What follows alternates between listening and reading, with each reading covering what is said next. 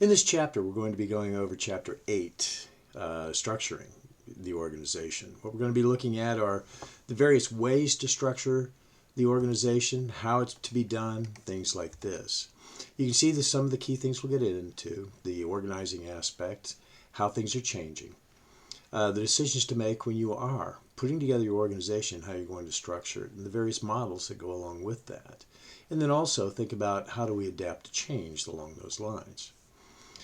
Now, when you start thinking about the organization, you have to build the organization from the bottom up. You have to figure out what it is that you're doing. How are you getting your product or your service out? And you start developing from that bottom on up.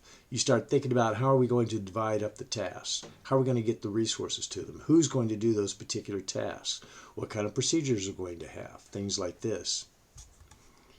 A lot of times, change in organizations are forcing some of the different ways of structuring organizations and businesses. We have much more global competition. Sometimes the economy is going south and we have to figure out what are we going to do differently.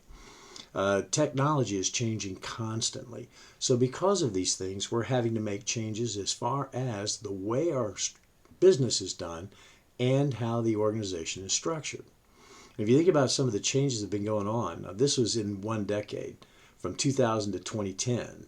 You can see the amount of cell phone use. I'm sure now, 10 years later, it's much more than that. You start thinking about the number of hours that are spent online per week by person. I bet you anything, it's almost double that now. But then you start look at the number of newspapers that are out there. More and more newspapers are going under, or they are being merged with other organizations. You think about the number of letters and things that are actually mailed through the post office. That's dropping quite a bit. So there's a lot of change that's been going on over the past 10 to 20 years. And if you think about what the office might look like in the future, more and more workplaces are providing wellness programs and services for the people in the organization. And there's more and more technology that's going out there where more wearable types of devices. Think about how many people have like an Apple Watch or something along those lines. So one of the primary things that we look for when we're putting together an organization and how we design it is what's called economies of scale. In other words, what we're trying to do is reduce the cost per item in putting together our products and our services. What can we do to reduce our overall costs in order to get things out? When you start thinking about the organization and how it's designed, a guy by the name of Henri Fayol, back in the late 1800s, early 1900s, came up with his principles of organization. He was basically saying, okay, you have to have unity command. In other words, one person that you report to. There should be a hierarchy. In other words, you have a person at the top, and then you have middle people, and then you have the people down at the bottom, the actual labor. And that labor needs to be divided. In other words, who's going to specialize in doing what? The managers need to have a certain amount of authority based on what it is that they're trying to do, clear communication channels, and things like this. Then you had a guy by the name of Max Weber. Okay, now he was German. Okay, so it's pronounced, it looks like Weber, it's pronounced Weber. And basically he was saying, okay, employees, you just need to do what it is that you're told. And what he did was he said you have to put together what's called a bureaucracy. He said that that was the most efficient way of organizing a company, where you have job descriptions, formal job descriptions, you have written rules and guidelines, consistent procedures, and promotions and people set in management based on qualifications. I think it's kind of interesting that one of the things he said was he believed less educated workers are best managed by supervisors who give them strict rules and regulations to follow. And that's kind of interesting as far as, all right, so how do you feel about the people that report to you? There were some consistencies between Weber and Fayol, where they were basically saying there needs to be a hierarchy. Who is it that reports to whom? There needs to be a chain of command where you report to just one person. And there needs to be an organization chart put together so that people know who reports to whom and how is the work to be done. Your typical organization chart might look something like this, where you have the person at the top, middle managers, and then the people at the lower level managers, and then the people who are actually doing the work. Now, as I said, Weber was talking about the bureaucracy, all right? And the problem is it has a tendency to live on its own. People have a tendency to just work to the rules when you have some sort of a bureaucracy. I mean, a lot of times people think about government. Government is the typical bureaucracy. When you're putting together your organization and you're thinking about the structure, one of the things to think about is, how are we going to centralize the authority? Is it going to be very centralized, where you have one person who's making all the decisions? Or is it going to be decentralized, where you're pushing the decision making to lower levels? There's pluses and minuses to both as far as centralization and decentralization. With centralization, you get more efficiency, you get simplicity, but you get less empowerment, lower morale. When it's decentralized, you get much more empowerment of the workers. They like what it is that they're doing. There's a higher morale. However, there is going to be less efficiency and less top management control that goes along with it.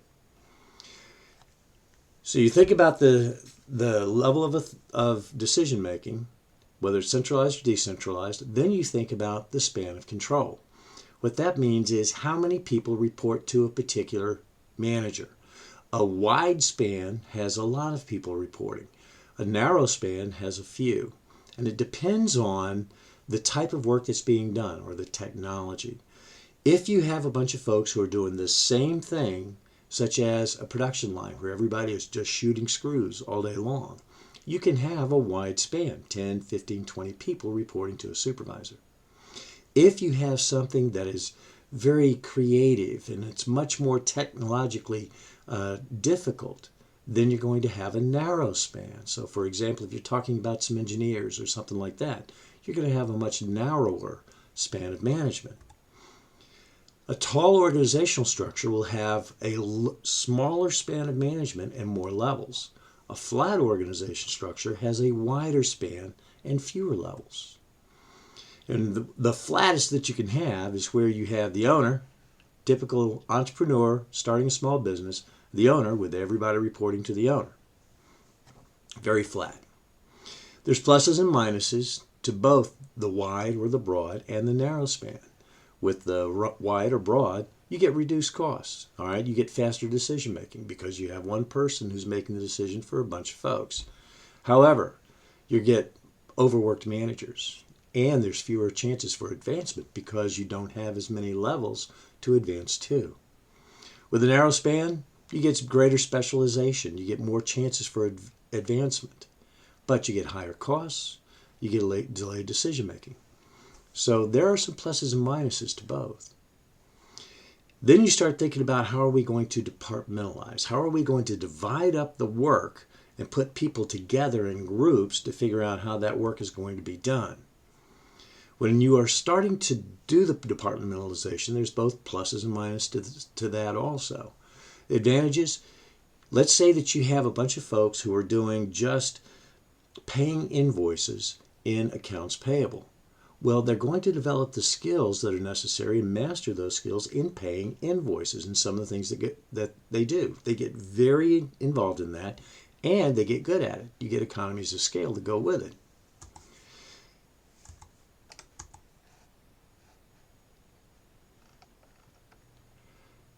Disadvantages would be things like, hey, you don't get much in the way of communication as well. All right. People identify with the department rather than with the overall organization. Now, that's typical in any bureaucracy.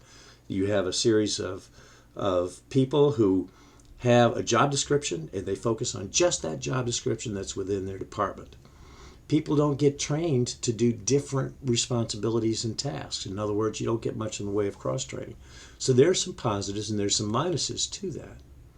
If you think about different ways of departmentalizing, there are multiple ways. There's no one right way to actually set up your organization. You can do it, for example, by product. In other words, you have several different types of products, and what you do is you separate out those different products into different divisions or departments. You might do it by function. This is typical of most bureaucratic organizations, where you have the different functions that are necessary in order to get the job done. The problem with this is you think about where the final decision on profit is made. It's here. Because if you think about where these vice presidents are responsible for, production is responsible for budgets and expenses. Marketing, budgets and expenses. Sales would be the income aspect. So if you think about it, profit is resident only at the very top. When you start thinking about by customers, what you're doing is you're pushing some of the decision making and profit responsibility down. So for example, if you departmentalize by customer, you have different consumers, commercial users, etc., things like this. What's happening is anything that's going to consumers, this person here is responsible for the profit as far as the expenses and the sales for everything that goes to consumers. So if you think about it, when you start departmentalizing on something other than function, you're pushing a lot of the decision making, a lot of the profit responsibility down into the organization. You can do it by geography, or you can do it by process. Now, when you start thinking about the structuring of the organization, you can have line organizations, line and staff, matrix, and cross-functional or self-managed teams. Now, what do those mean? A line organization has two-way lines of responsibility and authority. In other words, when you start thinking about it, you have the person at the top who is responsible for everything that goes on and all of the people underneath.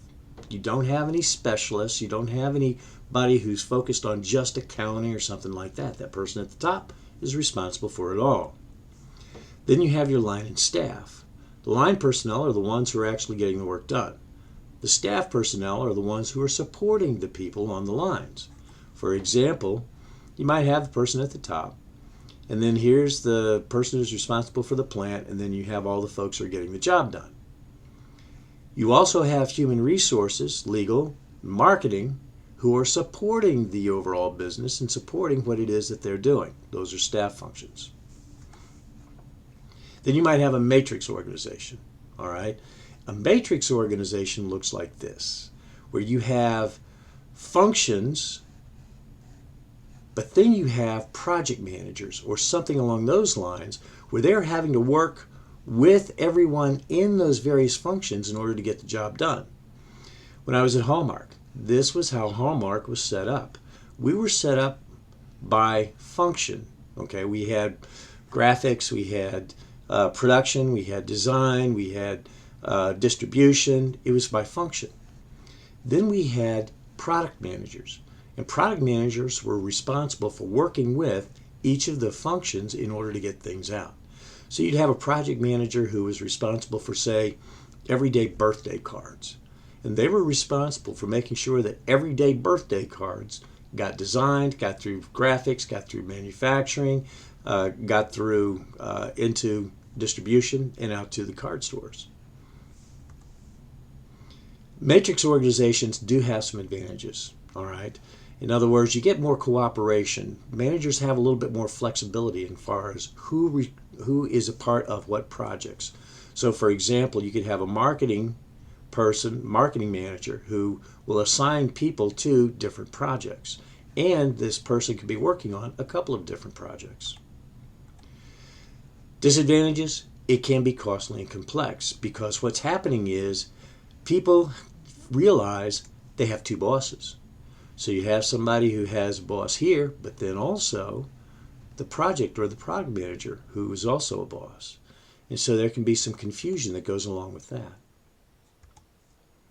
Then you have the idea of self-managed teams. In other words, you have a group of folks who are getting together and they're making all of the decisions that go along with how do we get the product out, how do we provide the service. If you think about building successful teams, you need to make sure that you're clear as far as the purpose and goals, get people with the right skills, and make sure they understand that they have mutual accountability to each other. There's a lot of things that go into building a true team versus a group. Then you have the idea of virtual organizations, all right? Virtual organizations are very different, where what happens is you have a core firm, And then they outsource all the things that are necessary that are not a part of their core competency. You want to have an organization that has a particular core competency, and you make sure that you do that well. Everything else you outsource. For example, Nike. Nike, the core firm for Nike is design and marketing. Everything else, production, distribution, all that other stuff, is outsourced. So the core firm for Nike is primarily just the design and the marketing aspect. Those are their core competencies, and they outsource everything else. And there's a lot of stuff that does get outsourced today. You have a lot of data entry that's being outsourced. Customer support. How many times have you called a customer support number and you have somebody, you can tell that you're talking with somebody who is in another country? It's being outsourced. A lot of accounting, a lot of human resources are being outsourced. A lot of legal. Companies are constantly dealing with change and having to find ways to adapt to change. Change is constant. And what the key thing that managers need to do is learn how to manage that change. When you start talking about the organizations itself, because of change, you may have some restructuring that goes along with it. In other words, who reports to whom. And one of the things that's been happening over the years is people talking about the inverted organization, where this is the typical organization where you have the front line who reports to the supervisors, reports to the middle manager, who reports to the top management. And they talk about turning that pyramid upside down, where if you are empowering folks, they are the ones who are actually getting the work done. And then what happens is management is actually supporting those folks, making sure they have the right tools, making sure they have all the things that are necessary in order to get things out to the customers. That's what they talk about as far as flipping that organization chart and using much more of a so-called support services. If you want to have an organization that is fleet of foot and able to be change adept, you need to make sure that it's a part of the corporate culture. Senior management needs to push that whole idea of change within the organization and make it important. And you have that culture that says, okay, we had these situations, look at all the things we were able to do. That culture that makes corporate change easier will be very, very important. In changing, you have to think about also the formal versus the informal organization. The formal organization is the one that you see in the organization chart, who reports to whom. The informal organization is the one where people get together and they do the things that are necessary, no matter what departments they're in, no matter who reports to whom, they make sure the stuff gets done. If you think about it, everybody might have friends in other parts of the organization, and they're networking and they're talking with them and they're working together to get things done. The informal organization is very, very important. When you start talking about change, understanding the informal organization and how it works will be very, very important. These are some of the key points from the chapter. Give me a shout if you have questions.